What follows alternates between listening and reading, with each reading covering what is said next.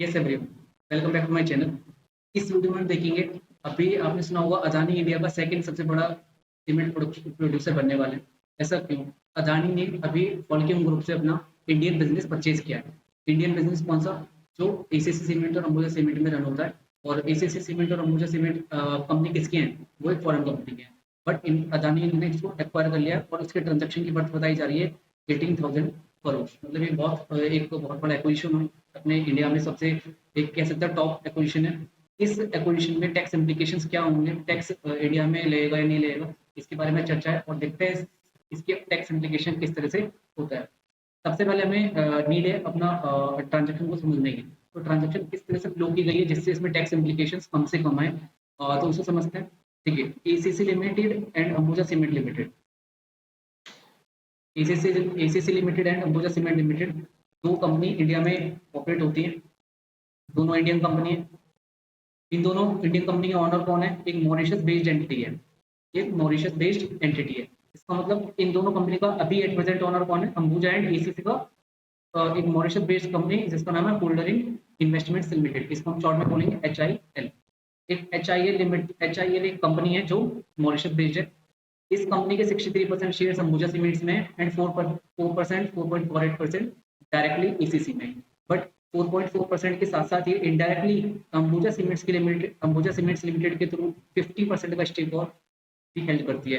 It means HIL का दोनों Indian company में एक सब्सटेंशियल स्टेक है। तो हमारे पास दो कंट्रीज इन्वॉल्व हो चुकी हैं अभी तक, इंडिया, सेकेंड इज मॉरिशस। तो इंडिया और मॉरिशस दोनों कंट्रीज हमारे यहाँ इन्वॉल्व हो चुकी हैं। अब ट्रांजेक्शन क्या होगा? ठीक है, अदानी इस बिजनेस को परचेज करना चाहता है। अदानी कौन? इंडिया। तो अदानी इंडिया ने इसे डायरेक्टली परचेज नहीं किया HIL से।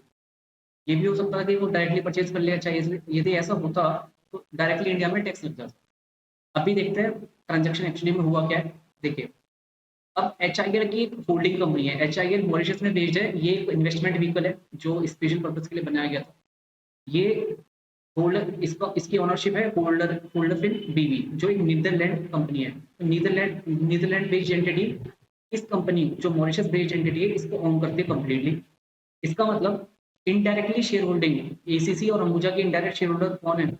Netherlands based company. Netherland based company ACC and Ambuja इन दोनों कंपनी में स्टेक रखता है through HIL, not directly but indirectly. अभी प्रॉब्लम कहाँ है कि ये अदानी को बिजनेस परचेज करना है अंबुजा और एसीसी का। तो अंबुजा और एसीसी का बिजनेस परचेज करने के लिए सीधी एक डायरेक्ट ट्रांजेक्शन ना होकर what Adani did, Holderfin BV से इसने HIL को ही खरीद लिया। HIL को ही परचेज कर लिया। होल्डर फिन जो नीदरलैंड की कंपनी है, इसने अपने 100% स्टेक जो इसका HIL में है वो अदानी को बेच दिया। बट अदानी कौन? अदानी भी इंडिया वाला नहीं। ठीक है, यहाँ भी एक टैक्स प्लानिंग छुपी हुई है। यहाँ पे भी इन्होंने सो दैट कि इंडिया में कैपिटल गेन से थोड़ा सा बचा जा सके, इसलिए इंडियन कंपनी ने किसी ने भी परचेज नहीं किए हैं इंडिया के शेयर्स। ये वाले शेयर्स HIL के शेयर्स, कौन से शेयर्स? HIL के शेयर्स इंडियन कंपनी ने परचेज नहीं किए हैं। अदानी ग्रुप का ही एक मॉरिशस में एक एंटिटी है, एक स्पेशल पर्पस व्हीकल है, Endeavour trade and investment limited के नाम से। इस कंपनी ने HIL के शेयर परचेज किए हैं। सेलर कौन है? Netherland based Holderfin. तो नीदरलैंड की कंपनी ने अपनी मॉरिशस एंटिटी के अपने 100% शेयर ट्रांसफर कर दिए किसको? मॉरिशस बेस्ड एंटिटी जो अदानी ग्रुप का हिस्सा है। ठीक है, तो दोनों जो ट्रांजेक्शन हो रही है वो आउट ऑफ इंडिया हो रही है, बिटवीन टू नॉन रेजिडेंट्स हो रही है। कैसे? HIL भी हमारा नॉन रेजिडेंट है फिलहाल, और अदानी ग्रुप का जो SPV है ये भी नॉन रेजिडेंट है। और सेलर कौन है? ये भी नॉन रेजिडेंट है। तो नॉन रेजिडेंट ही नॉन रेजिडेंट को बेच रहा है एक फॉरेन कंपनी के शेयर्स। बट टैक्स इम्प्लीकेशन भी चेक कर रहे हैं इंडिया में। ऐसा इसलिए है, आपने वोडाफोन केस का पता ही होगा। वोडाफोन केस में इनडायरेक्ट ट्रांसफर के प्रोविजंस इंप्लीमेंट कर दिए गए थे इंडिया में, और सब्सिक्वेंटली फाइनेंस एक्ट 2012 में वो एक्ट में भी इंप्लीमेंट कर दिए गए। इट मीन्स इट मीन्स कि इंडिया का असेसिंग ऑफिसर क्या बोल रहा है? आपने टैक्स देना है इंडिया में। क्यों? क्योंकि आपने इनडायरेक्टली इंडिया के शेयर्स बेच दिए। आपने शेयर्स बेचे HIL के, बट आपने इनडायरेक्टली इंडिया के शेयर्स बेच दिए। ऐसा क्यों? ये हम आगे देखेंगे इंडिया में इनकम टैक्स अभी प्रेजेंटली क्या बोलता है। ठीक है, और इसमें एक फोर्थ पार्टी और इन्वॉल्व है। होल्डर फिन बीवी जो नीदरलैंड की एंटिटी है, ये अल्टीमेटली इसका जो ग्रुप है वो स्विट्जरलैंड बेस्ड है। तो Holcim group is based in Switzerland, Swiss. ठीक है। अभी इसका यहाँ पे इतना रूल नहीं है। अभी सेलर कौन है? Netherland entity.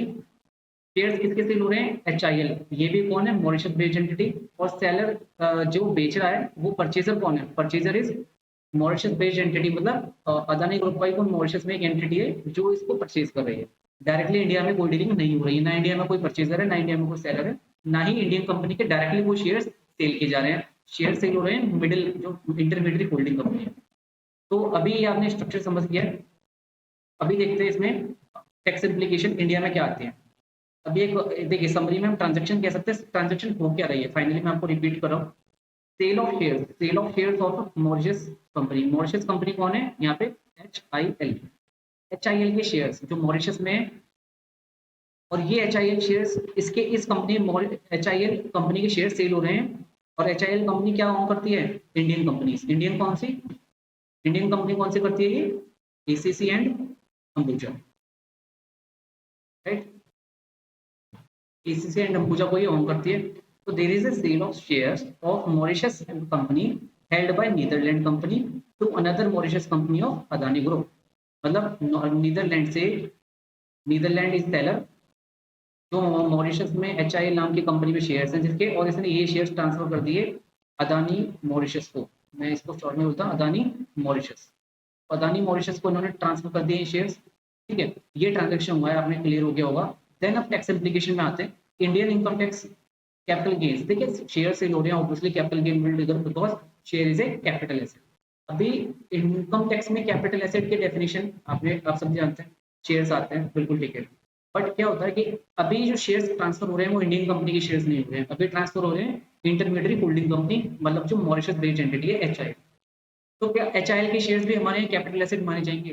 ठीक है, ये क्वेश्चन पहले भी उठा था। देखिए ये ट्रांजैक्शन पहली बात क्या है? This is an indirect transfer. ठीक है, it is an indirect transfer जो डायरेक्टली शेयर सेल नहीं हो रहे इंडिया कंपनी के, इनडायरेक्टली हो रहे हैं।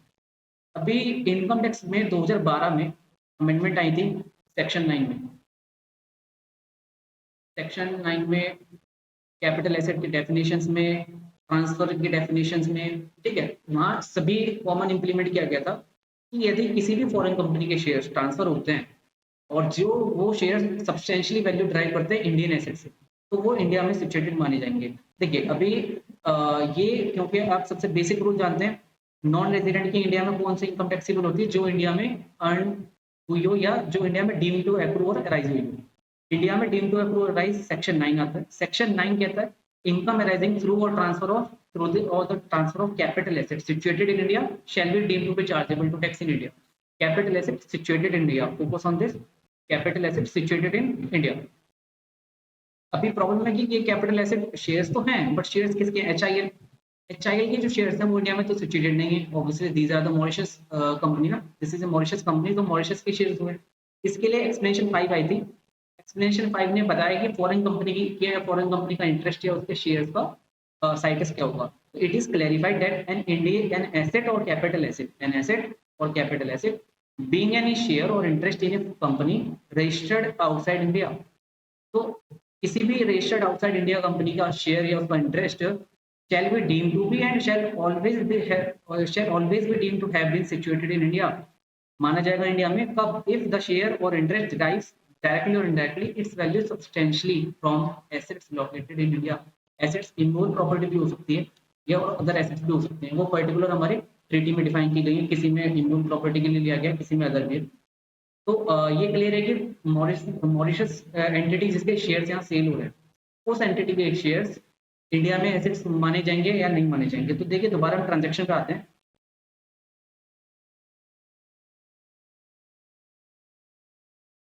ट्रांजैक्शन में आपने देखा होगा मॉरिशस बेस्ड एंटिटी की ओनरशिप 100% नीदरलैंड के पास है, ये तो ठीक है। बट मॉरिशस कंपनी जो ऑन कर रही है, मॉरिशस कंपनी के पास क्या है? 63% तक स्टेक इंडिया में है ना, और यहाँ पे इसका 4% डायरेक्ट एंड 50% इनडायरेक्ट स्टेक इसका इंडिया में है। मतलब सब्सटेंशियली वैल्यू ड्राइव कर रही है इंडियन एसेट से। इंडियन एसेट से मॉरिशस बेस्ड एंटिटी के शेयर सब्सटेंशियली वैल्यू ड्राइव कर रहे हैं। तो इनकम टैक्स के हिसाब से इंडियन इनकम टैक्स की लाइबिलिटी जो बनेगी कैपिटल गेन्स की, उसके हिसाब से तो ये इंडिया में कैपिटल एसेट सिचुएटेड मान ली गई है। इट मींस इसमें इनडायरेक्ट ट्रांसफर के प्रोविजन अप्लाई हो चुके हैं। ठीक है, तो इनडायरेक्ट ट्रांसफर की एक बार प्रोविजन अप्लाई हो जाते हैं तो इसका कैपिटल गेन इंडिया में चार्जेबल हो जाएगा, ये हमारा सेक्शन 9 बोलता है। एक बार इनकम टैक्स चार्जेबल हो जाता है तो सेक्शन 195 में टीडीएस या विदहोल्डिंग टैक्स की ऑब्लिगेशन आ जाती है। जो परचेज मतलब जो पेमेंट कर रहा है, तो पेमेंट एंटिटी कौन करेगा, पेमेंट कौन करेगा, एनी पर्सन। और एनी पर्सन में कौन आता है, रेजिडेंट प्लस एनी पर्सन में कौन आता है, नॉन रेजिडेंट भी आता है और रेजिडेंट भी। अब परचेजर तो हमारे यहाँ अदानी का एसपी भी है जो मॉरिशस बेस्ड है, और वो मॉरिशस बेस्ड एंटिटी इंडिया में रेजिडेंट तो है नहीं फिलहाल, स्टिल वो नॉन रेजिडेंट है, सेक्शन 195 उस पर लग जाएगा यदि ये इंडिया में टैक्सेबल हो गए। अब इनकम टैक्स के हिसाब से टैक्सेबल है एंड देन उसको टीडीएस काटना है। But problem is Netherland company seller है, seller is Netherland based entity ना, एनआर जो नीदरलैंड में। तो यहाँ क्या हुआ, नीदरलैंड और शेयर्स जो परचेज किए जा रहे हैं वो मॉरिशस बेस्ड एंटिटी है हमारी, जो अदानी का एसपीवी है। देखिए जो ये शेयर सेल हो रहे हैं इस पर नीदरलैंड भी टैक्स मांगेगा सबसे पहले, बिकॉज नीदरलैंड सेलर कहाँ है, नीदरलैंड में सिचुएटेड है। और कोई भी कंट्री रेजिडेंट रूल के हिसाब से अपने यहाँ रेजिडेंट का ग्लोबल इनकम टैक्सेबल करती है। तो नीदरलैंड के पास टैक्सिंग राइट आ जाता है, आता है। वो कहाँ से आता है, उसके पास रेजिडेंट रूल है उसका। बट इंडिया क्यों, इंडिया के पास क्या राइट है कि वो टैक्स मांगे, ठीक है। इंडिया ने डोमेस्टिक लॉ में बोला है ये इनडायरेक्ट ट्रांसफर है और हमें टैक्स चाहिए, वो हमारे एक्ट में ऑलरेडी इंप्लीमेंटेड है। इस डबल टैक्सेशन को अवॉइड करने के लिए या इस चीज को रिजॉल्व करने के लिए दो कंट्रियां आपस में ट्रेडिंग करती हैं, जिसे डबल टैक्स अवॉइडेंस एग्रीमेंट कहते हैं। इंडिया और नीदरलैंड का जो DTAA है वो भी हमें प्रोवाइड करता है, वो दोनों के बीच में सोल्यूशन लाता है, ठीक है। आप कौन सी कंट्री को टैक्सिंग राइट मिलेगा।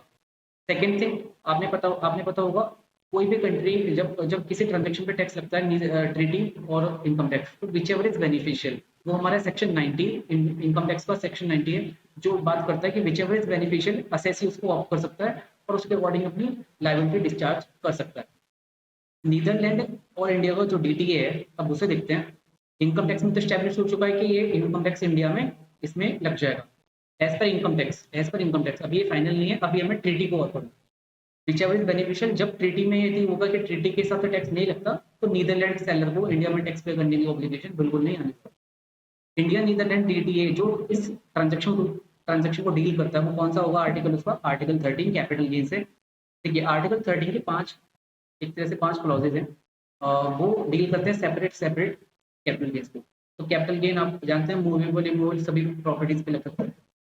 डील से तो फर्स्ट आर्टिकल 13 का 1, 2, 3 एंड 4 ये चारों आर्टिकल्स इस ट्रांजेक्शन पे एप्लीकेबल नहीं होते बिकॉज वो अदर आइटम्स को डील करते हैं। फिर भी एक बार इसे देख लेते हैं।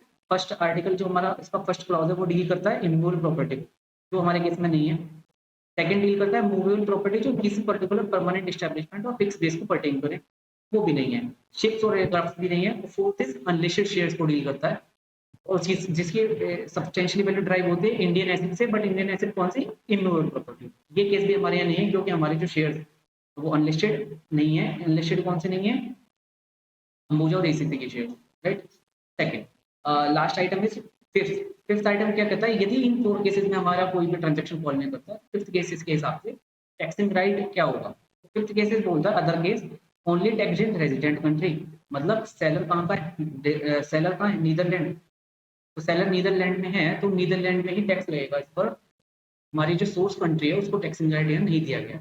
इन मेजरली इंडिया नीदरलैंड के ट्रीटी में रेजिडेंट कंट्री को ही टैक्स राइट दिया गया है मेजॉरिटी ऑफ द केसेस में। एक एक्सेप्शन है, अब ये देखते हैं। देखिए अभी तक क्लियर है, इंडिया नीदरलैंड के ट्रीटी इस पर टैक्स नहीं लगा रही है, अभी 5 क्लॉज जैसे हमने देखा। बट फिफ्थ क्लॉज के बाद एक एक्सेप्शन आता है।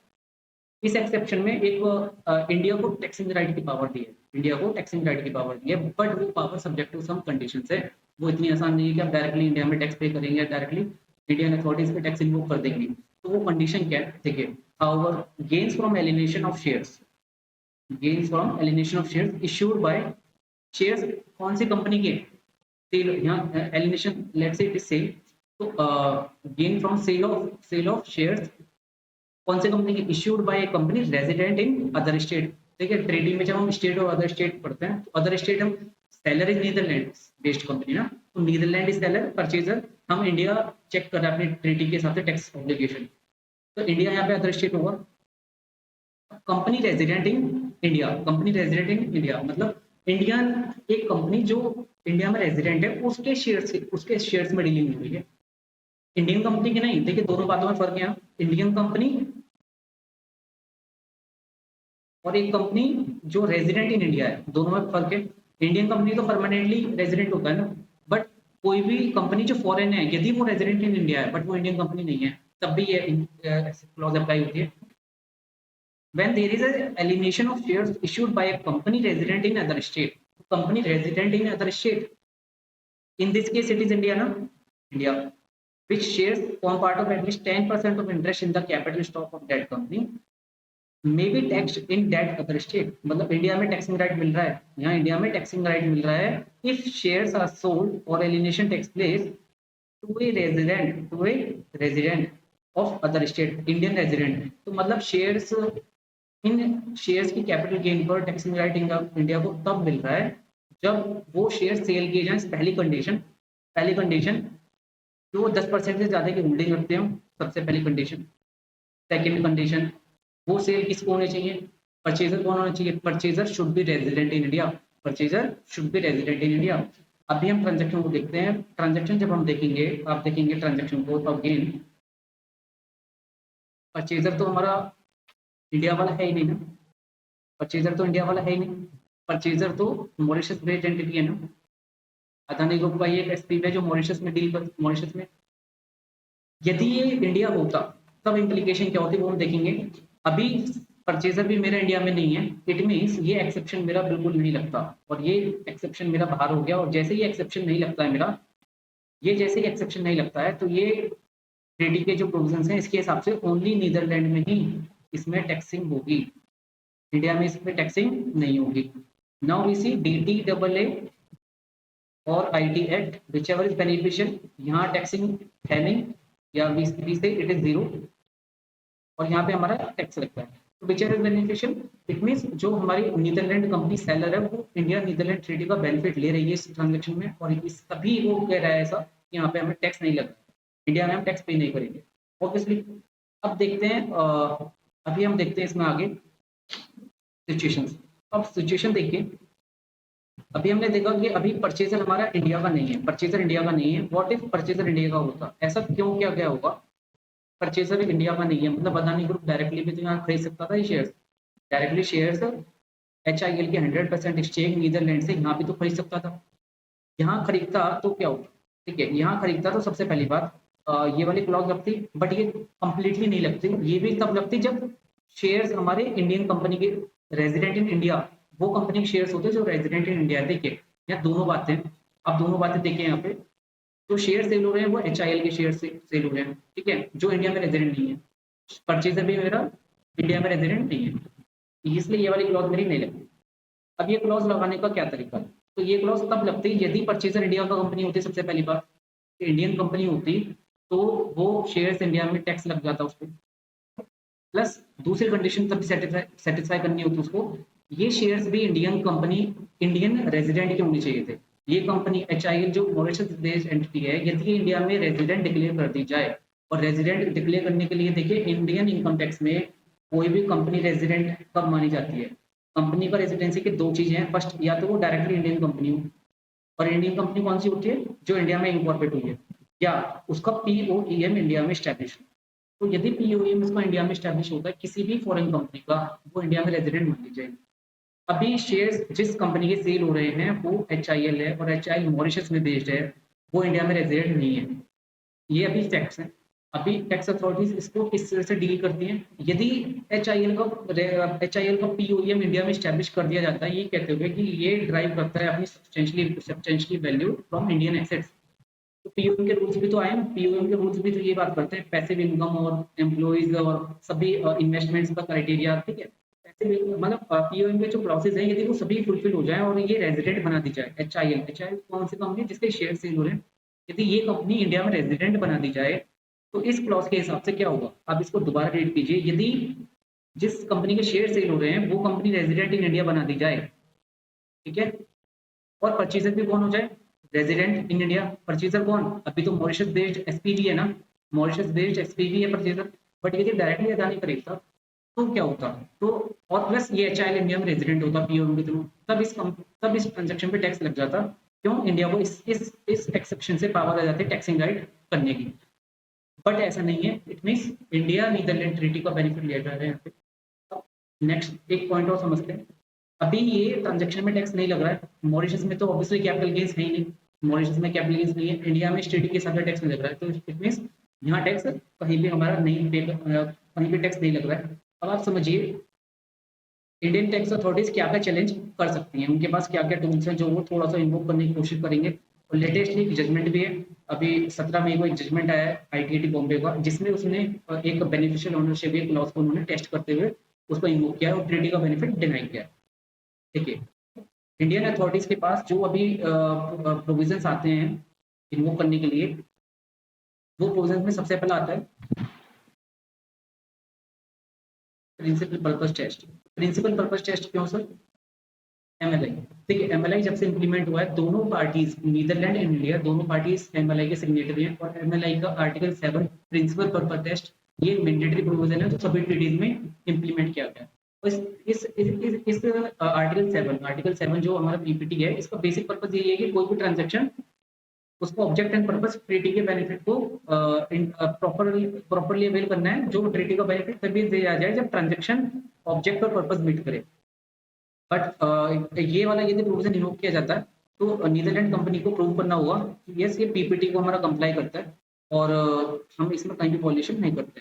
सेकंड जो टैक्स अथॉरिटीज की ऑब्जर्वेशन होगी, सेकंड में पॉसिबल है कि वो बेनिफिशियल ओनरशिप का टेस्ट अप्लाई करने को बोले। बेनिफिशियल ओनरशिप, देखिए ये थोड़ा सा इंपॉर्टेंट है। इसमें क्या हुआ है, बेनिफिशियल ओनरशिप ट्रीटी का benefit subject to some documentation issues plus subject to other criteria जो ट्रीटी लिमिट करती है। यदि ट्रीटी का बेनिफिट लिया जाता है तो कुछ कंडीशंस फुलफिल करनी होती है। ट्रीटी का बेनिफिट यदि कंपनी ले रही है नीदरलैंड एंटिटी, तो उसको नॉर्मली जो ट्रीटी के अंदर डिफाइंड क्राइटेरिया उसको फुलफिल करना होगा। बिल्कुल। आर्टिकल जो अदर आर्टिकल्स है जिसमें इंटरेस्ट, डिविडेंड, एफटीएस, ये तीनों आर्टिकल का बेनिफिट कोई कंपनी तभी लेती है ट्रीटी में जब वहाँ बेनिफिशियल ओनरशिप का भी उसमें टेस्ट पास कर ले। इन तीनों क्लॉजेज में भी बेनिफिशियल ओनरशिप का क्राइटेरिया मेंशन है, बट कैपिटल गेन्स के आर्टिकल में बेनिफिशियल ओनरशिप का मेंशन नहीं है। स्टिल बेनिफिशियल ओनरशिप यदि टेस्ट की जाएगी तो क्या हो सकता है, आप देखें, आप देख रहे हैं नीदरलैंड कंपनी सेलर है, इसकी ये पार्ट है स्विट्जरलैंड बेस्ड ग्रुप का। तो पॉसिबल इम्प्लीकेशन क्या होगा कि यदि इंडियन टैक्स अथॉरिटीज बोलते हैं कि स्विट्जरलैंड कंपनी ने ये कंपनी सिर्फ और सिर्फ टैक्स बचाने के लिए बनाई थी, तो उस केस में क्या होगा कि यदि हम स्विट्जरलैंड और इंडिया के ट्रीटी को इन्वोक करते हैं, स्विट्जरलैंड और स्विस एंड इंडिया ट्रीटी को इन्वोक किया जाता है, कि ये बोला जाएगा कि नहीं ये कंपनी तो सिर्फ एक मेयर इंटरमीडिएट कंपनी है जो इस पर्पज के लिए बनाई गई थी। तो उस केस में क्या होगा, उस केस में स्विट्जरलैंड ट्रीटी जब हम देखेंगे तो इसका आर्टिकल 13 भी सेम बात करता है, वो भी इंडायरेक्ट ट्रांसफर पे टैक्स नहीं लगाता है, वो भी टैक्सिंग राइट इंडिया को नहीं देता। इट मीन्स यदि ये कंपनी डायरेक्टली सेल करती, मतलब ये कंपनी डायरेक्टली इसकी होल्डिंग होती, तब ये शेयर सेल होते, तो तब भी बात तो वही होती ना, मतलब दोनों ट्रीटीज सेम बात करती है, दोनों ट्रीटीज टैक्स नहीं लगाती हैं। इट मीन्स कि बेनिफिशियल ओनरशिप में भी कहीं ना कहीं एक चांस है कि यहाँ पे हम एक तरह से मिसयूज नहीं कर रहे हैं। ऑलरेडी ये ग्रुप पुराना है, तो ऑलरेडी स्टैब्लिश्ड है, ये पुराना ग्रुप है, ऐसा नहीं है कि ट्रांजेक्शन अभी ट्रीटी बेनिफिट लेने के लिए किया गया। और लास्ट वन है गार प्रोविजंस। तो गार प्रोविजंस बेसिकली लगते हैं, बट वो एक क्लॉज है जो आपको रेस्ट्रिक्ट कर देते हैं कि आप इससे पहले इन्वेस्टमेंट हुआ है तो आप उस पर टैक्स नहीं लगा सकते। और वो यहाँ प्रैक्टिकली मुझे लगता है पॉसिबल है, क्योंकि ये इन्वेस्टमेंट कहीं ना कहीं 2017 से पहले किया गया था, तो 2017 से पहले की जो इन्वेस्टमेंट्स हैं उस पर गारंट नहीं लगेगा। इट मीन्स कंक्लूजन में ये आता है कि अभी तक की पोजीशन जो इनकम टैक्स और डीडीए की पोजीशन है, इसके हिसाब से इंडिया नीदरलैंड ट्रीटी बेनिफिट में आती है, और इंडिया नीदरलैंड ट्रीटी का जो बेनिफिट है वो नीदरलैंड बेस्ड एंटिटी